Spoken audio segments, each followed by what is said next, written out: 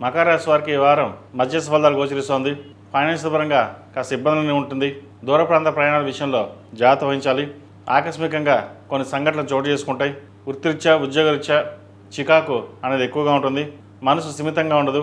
పరిపరి విధాలుగా ఇబ్బందులు కలిగించే విధంగా గ్రహత గోచరిస్తోంది. చట్టపరమైన ఇబ్బందులు కూడా ఉండే అవకాశం గోచరిస్తోంది. జాగ్రత్త వహించండి. ప్రతి విషయానికి ఆలోచించి నిర్ణయాలు తీసుకోవడం చెప్పదగినది.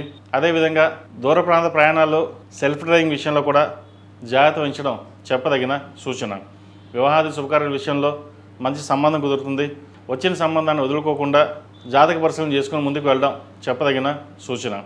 రాశ్యాధిపతి ద్వితీయాధిపతి అయిన శని తృతీయంలో ఉన్నారు. వ్యయాధిపతి తృతీయాధిపతి అయిన గురువు సప్తమంలో ఉన్నారు. సప్తమ వీక్షణ వల్ల కొంత మంచి ఫలితాలే సంప్రాప్తిస్తాయి. అయితే మనం తీసుకునే నిర్ణయాల మటుకి ఆచితూచి ఉండాలి.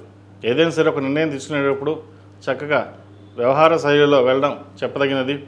అదేవిధంగా షష్టమ భాగ్యాధిపతి అయిన బుధుడు సప్తమంలో ఉన్నారు గురువుతో కలిసి. వాక్చాతుర్యం వల్ల అందరినీ మెప్పించగలుగుతారు. ఒక నూతన ఉద్యోగ ప్రయత్నాలు ఏవైతే చేస్తున్నారో అది సఫలీకృతం అవుతుంది. ఆరోగ్యరీత్యా కొన్ని జాగ్రత్తలు తప్పనిసరిగా తీసుకోవాల్సింది. అదేవిధంగా సంతానం సంబంధించిన విషయవహారాలు, విద్యా సంబంధించిన విషయవహారాలు, అదేవిధంగా వివాహ సంబంధించిన విషయవహారాలు చక్కగా అనుకూలంగా ఉంది. భవిష్యత్తు బాగుంటుంది. ఈ రాశిలో మించిన విద్యార్థులకు కాలం అనుకూలంగా ఉంది.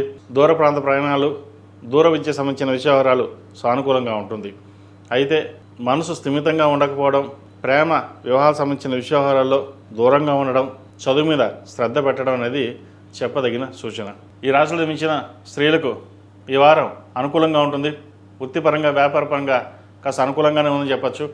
దూర ప్రాంత ప్రయాణాలు కలిసి వస్తాయి. రియల్ ఎస్టేట్ రంగంలో ఉన్న వారికి, సాఫ్ట్వేర్ రంగంలో ఉన్న వారికి, అడ్మినిస్ట్రేషన్ రంగంలో ఉన్న వారికి కాస్త వరకు అనుకూలంగా ఉంటుంది. వివాహ సంబంధించిన విషయవహారాలు మంచి సంబంధం కుదురుతుంది. సంబంధ విషయవహారాల్లో జాతక పరిశీలన చేసుకుని ముందుకు వెళ్ళడం చెప్పదగినది. ఆరోగ్యం పట్ల కొన్ని జాగ్రత్తలు తీసుకోవాలి. ముఖ్యంగా సెల్ఫ్ డ్రైవింగ్ విషయంలో జాగ్రత్తలు తీసుకోవాలి. పంచమాధిపతి దశమాధిపతి అయిన శుక్రుడు అష్టమంలో ఉన్నారు. అష్టమ శుక్రుడు వీరికి అంత మంచిది కాదు. అదేవిధంగా భూ సంబంధించిన విషయవహారాల్లో కొంత జాప్యం జరిగిన, కోర్టు పరంగా కూడా కొంత జాప్యం జరిగినప్పటికీ మీకు రావాల్సిన బెనిఫిట్స్ ఏవైతే ఉన్నాయో అవి మీకు లభిస్తాయి. ఈ రాశి వారు ప్రతిరోజు ప్రతినిత్యం ఓం నమస్తే అవుతుందో దీపారాధన చేయడం, అదేవిధంగా శుక్రవారం నాడు, మంగళవారం నాడు ఆరావళి కుంకుమతోటి, కస్తూరి పసుపుతోటి అమ్మవారికి అభిషేకం చేయండి. మంచి ఫలితాలు సంప్రాప్తిస్తాయి. ఈ రాశిలో జన్మించిన వారికి కలిసి వచ్చే సంఖ్య 4, కలిసి వచ్చే రంగు బ్లూ.